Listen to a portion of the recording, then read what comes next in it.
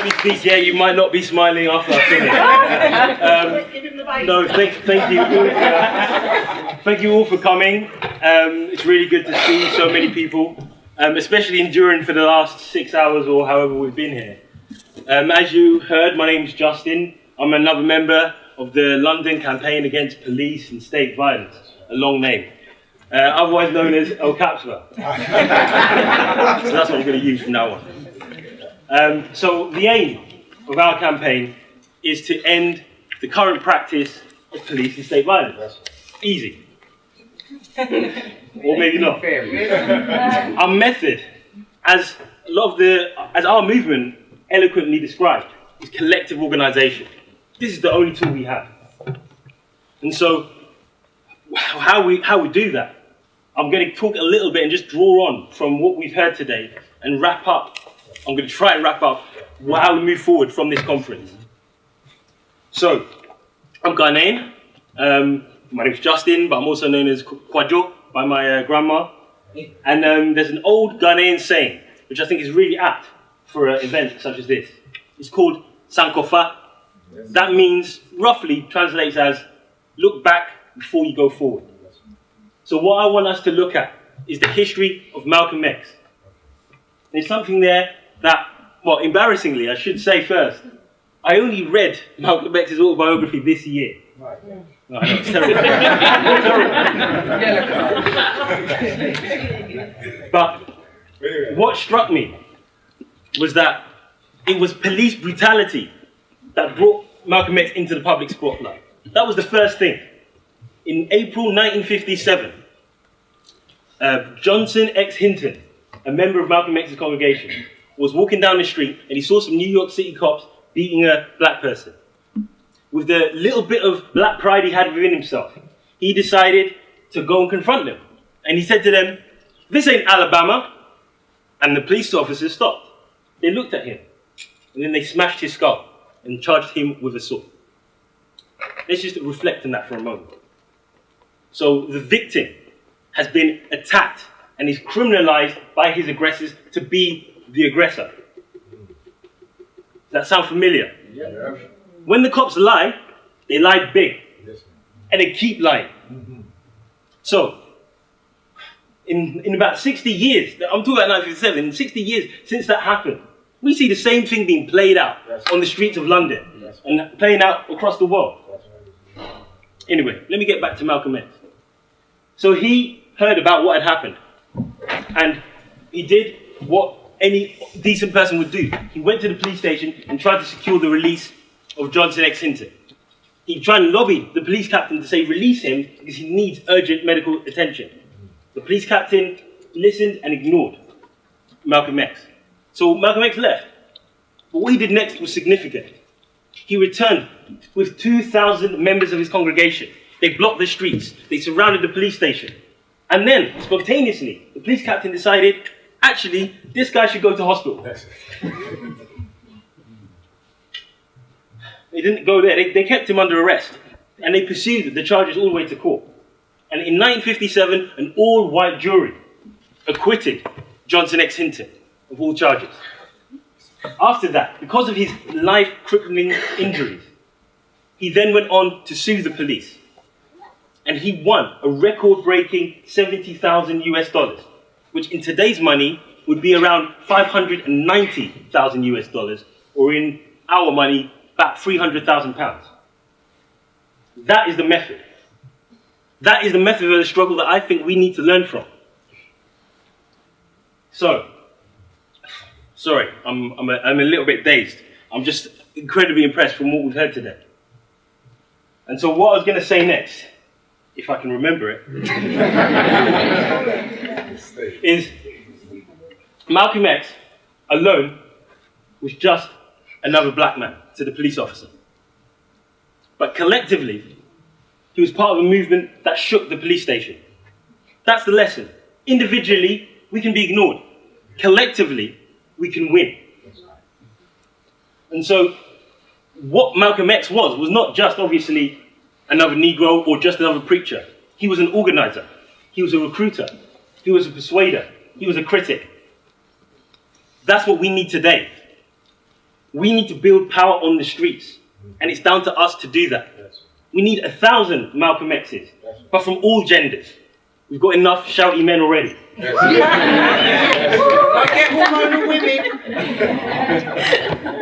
So we need from all genders, right? So,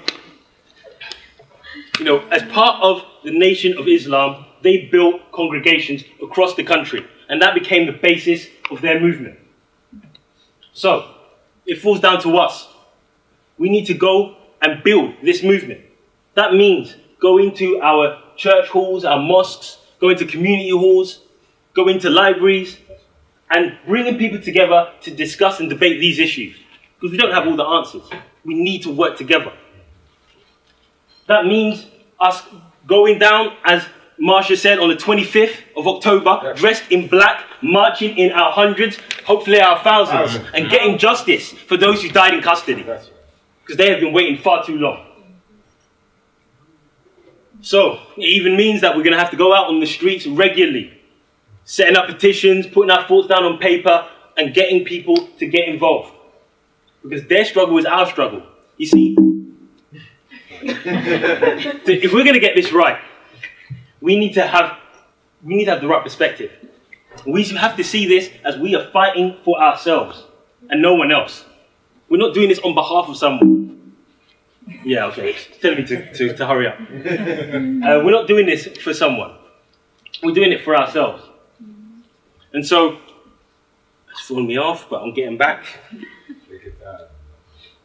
And so, what that means is that we need to organize, clearly. We need to work together, obviously. But we need to build our power on the streets, not just at events. I had notes somewhere, I should have picked them up. So, moving on from Malcolm X and what we're doing today. Though we do the marches, though we do the petitions, though we do the organising in building up towards it, that alone is not enough. That alone is not enough. It's been done before, it's going to be done this month, and it'll be done in the future. So what more can we do? Well, in El Kapswa, what we're doing is 3 things. We are publicising and organising court solidarity. When people are going into court, we go in and support them. We support one another. I think this is crucial to create and maintain radical friendships and allies. That is part of our strength. That is how we get to win. But what else we do? We take our workshops out from the classes and into the community. We actually go out, and soon we'll be doing some of these workshops in the high street. We'll be demonstrating to people as they pass by, what are your rights? This is what it is, and this is how you deal with certain situations. So those are 2 things.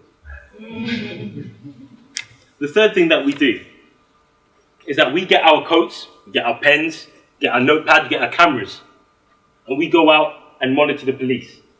We started it at the Brixton Splash. We got involved in the Notting Hill Carnival, and we're going to be doing this more and more. But we need people to get involved, because we're only a small number of people. And if we had everyone in the room, it would be better, but still, we need to continue to grow. And so, though we see this as our struggle, that does not mean we're all the same. We are not all Mark Duggan. We're not all in this together. We are different. We have different backgrounds. We have different experiences. We need to recognize that. We need to remember that. And we need to respect that. So what does that mean? For me personally, the struggle against police and state brutality is fundamentally about race. But I know it's also about a lot more than that. It's about a lot more than that. So you heard Alice speak earlier, one of our members. She talked about the trauma that she underwent when she was pursuing the police to investigate her case properly. She knows that this is also about violence against women. Jack, who's filming right now, he went to see the impressive homeless mothers of Focus E15. These women took their children into decent empty homes and occupied it. They are fighting against being policed and moved out of London. And there are people in this room, there are people across London who've been moved out of places like Brixton, places like Hackney, Tottenham, Peckham, here in Lewisham. They know that this is about but this is also about gentrification and social cleansing. Then 2 years ago, I met at the UFFC march, the wife of, the grieving wife of Jimmy Mabenga. For those of you who don't know, today is the 4th anniversary of his death. This is a man, an Angolan refugee, who was strangled in front of British Airways passengers by racist G4S guards. She knows that this is also about the hostile immigration policy.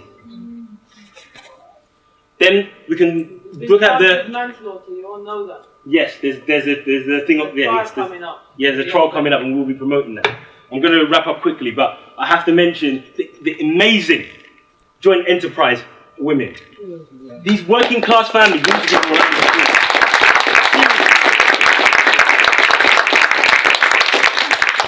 These working class families are in the spirit of the Hillsborough families. They're in the spirit of the working class families of South Yorkshire who struggled against police brutality during the 1984 miners' strike. They know that this is also about class. And finally, how can I forget the grieving parents, the bereaved parents of Mark Duggan, of Azelle Rodney, of Mike Brown in America, in Ferguson, and most recently Von Derek Myers Jr., again in St. Louis. They can tell you that this is about the radical right to reproduce, to have children, and decide that when you have those children, they don't get killed by your government. We need to make these links. We need to build these struggles together, because this is the only way we're going to win. So, I'm going to wrap up. So if anybody could tell you about what El Capsa is about when you leave today, you can tell them this. You can tell them that we organize against racist police violence. We struggle against the powerful and for our own power. And we fight against oppression and for our own liberation. So join us, fight with us, and fight for yourselves. Thank you.